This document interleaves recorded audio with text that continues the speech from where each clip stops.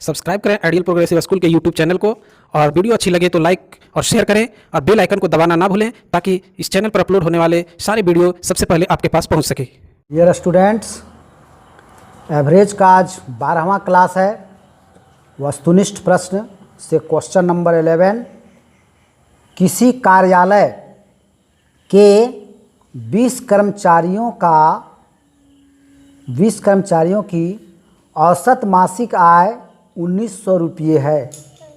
यदि इसमें मैनेजर की आय भी शामिल कर लिया जाता है तो औसत आय 2000 रुपये हो जाता है। तो मैनेजर की वार्षिक आय क्या होगी? देखिए, यहाँ पर मासिक आय की चर्चा की गई है, लेकिन लास्ट में आपको पूछा गया है मैनेजर की वार्षिक आय। लेकिन सबसे पहले हम लोग मैनेजर की मासिक आय ही निकाल लेंगे।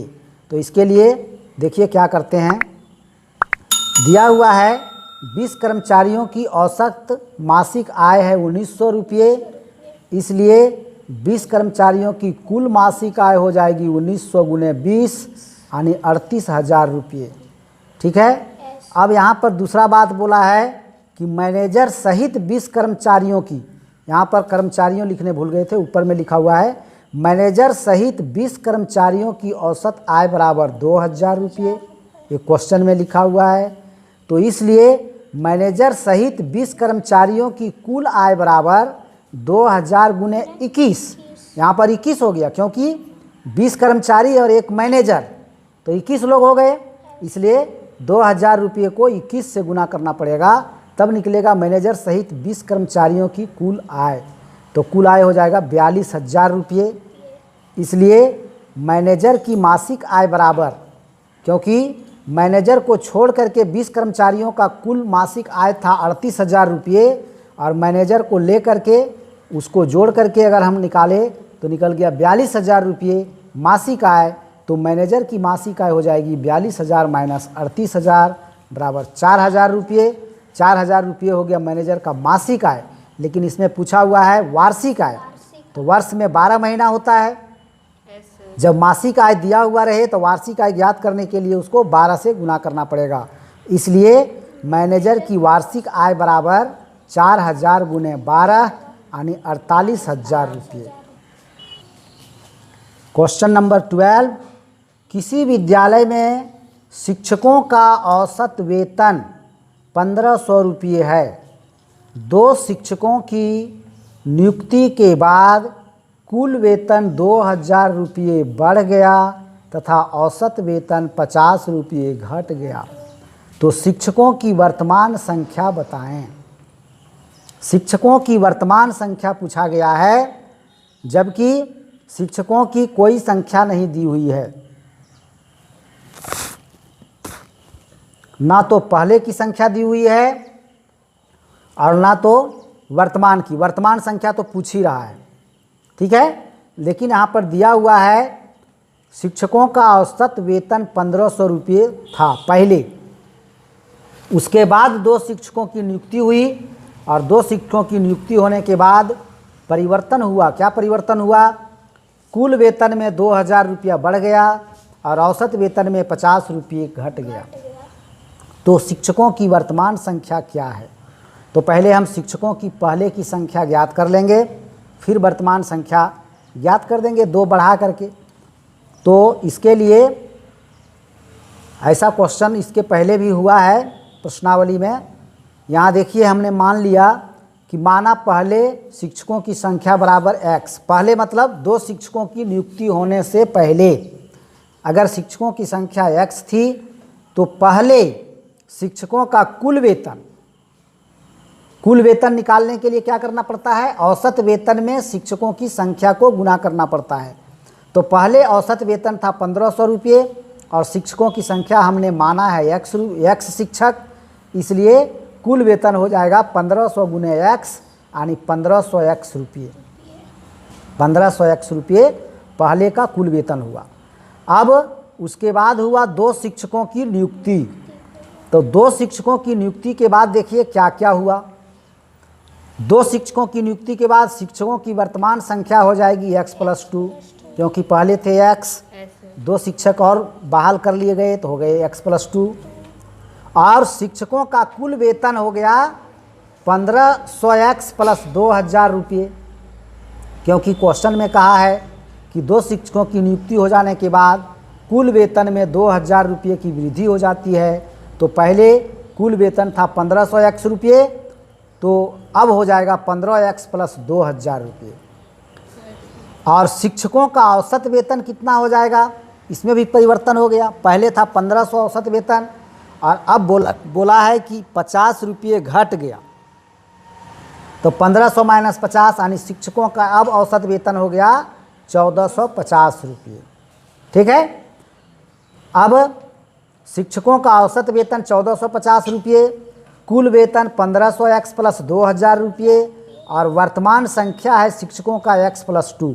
तो इसी को आधार मान करके हम लोग देखिए क्वेश्चन के अनुसार, अकॉर्डिंग टू द क्वेश्चन, प्रश्न के अनुसार 1500x प्लस 2000 बटे x+2 बराबर 1450 आना चाहिए। 1450 क्या है, औसत वेतन है वर्तमान में। तो औसत कैसे निकालते हैं, कुल वेतन बटा शिक्षकों की संख्या। तो देखिए ये कुल वेतन है मेरा निकला हुआ यहाँ पर, देखिए शिक्षकों का कुल वेतन और x+2 है शिक्षकों की संख्या। ठीक है, तो कुल वेतन बटा शिक्षकों की संख्या बराबर औसत वेतन यानी 1450। अब इसको करेंगे क्रॉस मल्टीप्लिकेशन, तो यहाँ पर 1 है तो 1500x प्लस 2000 को 1 से गुना करेंगे तो उतना ही होगा, और 1450 से x+2 को करेंगे तो होगा 1450x प्लस 2900। ठीक, अब x वाला को एक तरफ कर रहे हैं तो 1500x इधर है पहले से, 1450x को इसके तरफ ला रहे हैं तो माइनस में हो जाएगा। ठीक है, उसके बाद इधर 2900 पहले से था और इस 2000 को इधर ले जाएंगे तो माइनस में हो जाएगा। अब देखिए माइनस कीजिए दोनों तरफ माइनस करना है। 1500x में 1450x को माइनस करेंगे तो बचेगा 50x, और 2900 में 2000 को माइनस करेंगे तो बचेगा 900। 50x बराबर 900, इसलिए x बराबर 900 बटा 50, 900 बटा 50। अब इसको काटेंगे तो पहले 1 0 से 1 0 काट देंगे, अब 5 से 90 को काटेंगे तो 18 बार में कटेगा, 18 25 90, तो 18 हो गया x का वैल्यू।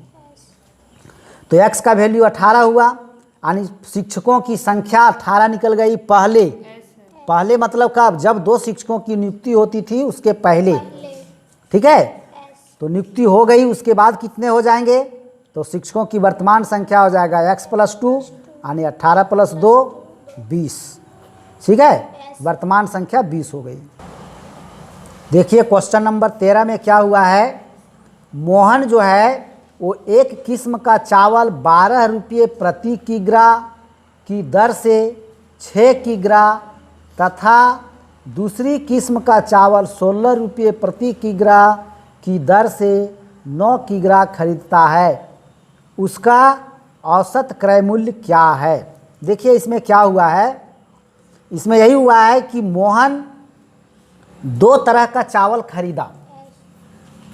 एक तरह का चावल खरीदा 6 किग्रा जिसका दाम था 12 रुपये प्रति किग्रा, और दूसरे तरह का चावल खरीदा 9 किग्रा जिसका दाम था 16 रुपये प्रति किग्रा।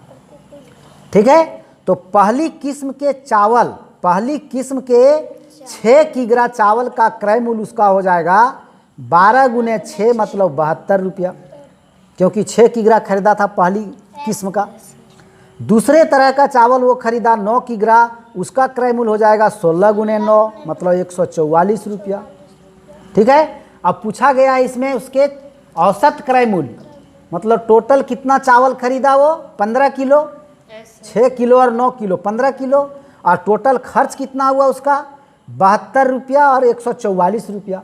तो औसत उसको क्या पड़ा, तो औसत निकालने के लिए देखिए सूत्र है, औसत क्रय मूल्य बराबर कुल क्रय मूल्य बटा कुल मात्रा। ठीक है, तो कुल क्रय मूल्य हो जाएगा 72 प्लस 144 और कुल मात्रा हो जाएगा 6 किलो प्लस 9 किलो, यानी 216 बटा 15, 216 बटा 15। और ये कटेगा नहीं, कटेगा पहले 3 से कटेगा दोनों, तो 3 से इसको हम काटेंगे तो 3 पचे 15 और ये 3 सत्ते 21 और 3 दूनी 6 यानी आ जाएगा इसका 72/5। 72/5 आ गया। अब इसको दशमलव में चेंज किए तो आ गया 14.4 रुपया। उसका औसत जो है वो क्रय मूल्य हो गया 14.4 रुपया। देखिए 14 नंबर क्वेश्चन में जो भी है आप क्वेश्चन को देखिए, पढ़ लीजिएगा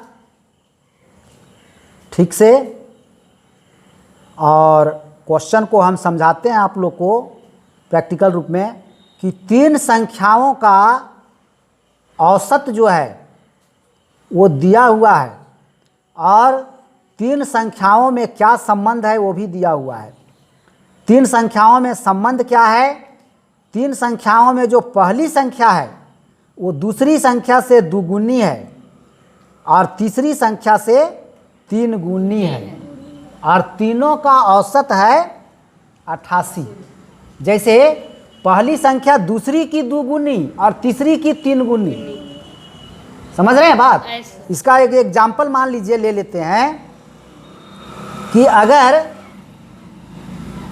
कोई संख्या है ऐसी जो पहली संख्या जो है वो दूसरी की 2 गुनी, तो यानी दूसरी की 2 गुनी है। यानी मान लीजिए कि दूसरी संख्या है 3, तो पहली संख्या इसका मतलब 6 है, 2 गुनी हो गई।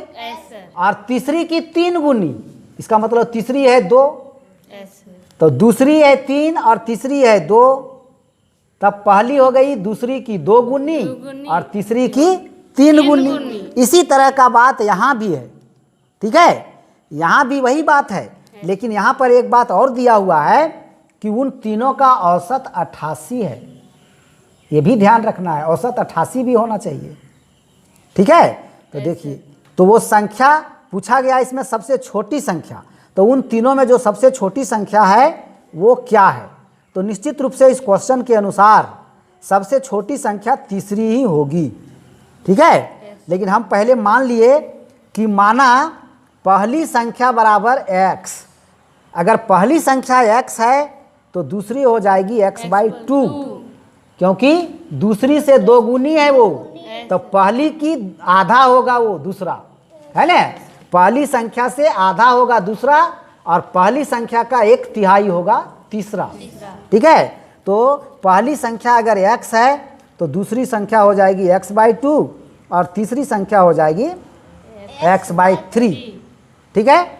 अब इसको प्रश्न से, अब तीनों संख्याओं का औसत दिया हुआ है 88, यानी तीनों को जोड़ करके 3 से भाग देने पर 88 होना चाहिए, ठीक है? यही यहाँ पर लिखा हुआ है, x + x/2 + x/3/3, ये फुल में बटा 3 बराबर 88, ठीक है? अब इसको देखिए, इसको हम लोग भिन्न का जोड़ के रूप में जोड़ रहे हैं। यहाँ मान लीजिए x/1 है, तो ये 3 नीचे वाला रहने दीजिए, पहले इसको आप भिन्न के जोड़ में जोड़ेंगे तो पहले 1, 2 और 3 का लघुत्तम निकालेंगे, तो देखिए 6 निकला।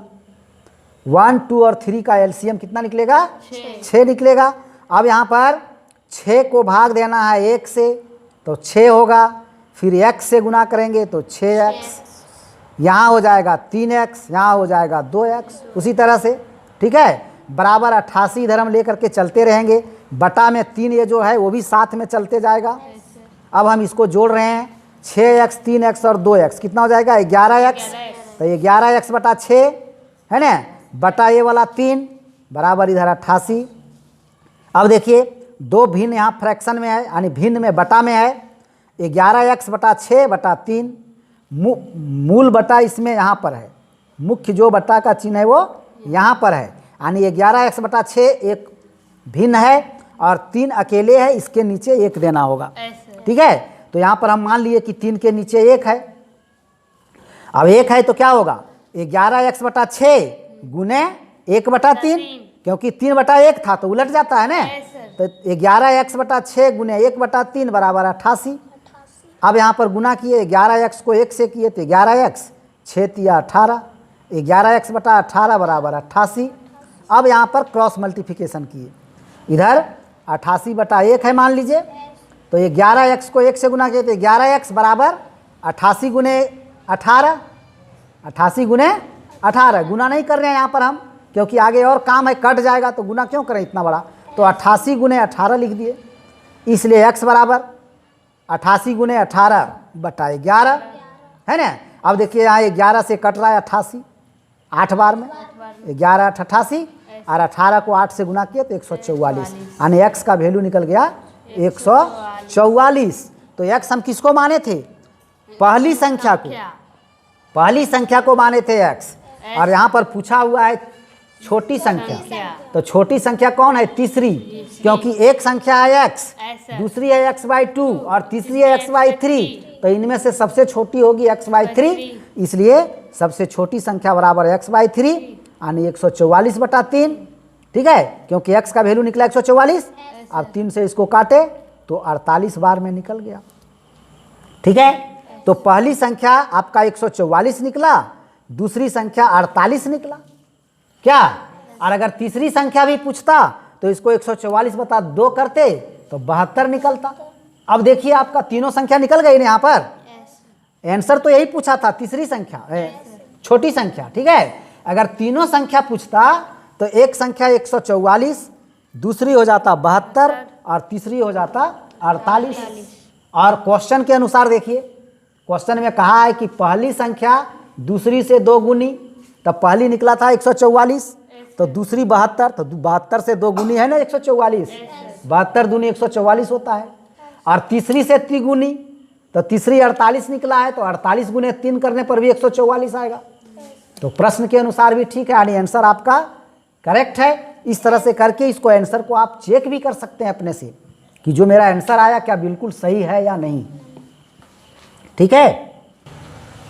नेक्स्ट है क्वेश्चन नंबर 15, 5 के प्रथम 4 गुणजों का औसत क्या है। 5 के प्रथम 4 गुणज का औसत निकालना है। गुणज मतलब अपवर्त्य, जिसको इंग्लिश में कहते हैं मल्टीपल, है ना। Average of first 4 multiples of 5।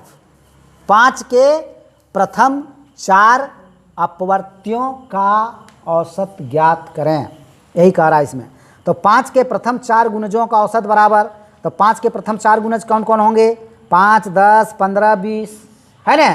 तो 5 + 10 + 15 + 20, संख्या में कितने हैं इन लोग, 4, तो बटा 4। अब इस सबको जोड़ेंगे तो आएगा 50, 50 बटा 4।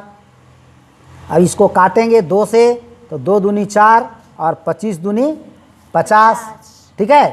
तो 25 बटा 2। अब इसको दशमलव में व्यक्त करेंगे तो कितना हो जाएगा, 12.5। अगर ये फ्रैक्शन में ही इसका आंसर रहता तो पूर्णांक तोड़ते तो हो जाता 12.1/2, लेकिन दशमलव में है इसलिए 12.5 ही इसका सही आंसर होगा। और ये इसका आंसर है। और इसी के साथ आज का क्लास यहीं तक रहेगा। अब नेक्स्ट डे नेक्स्ट क्लास। धन्यवाद।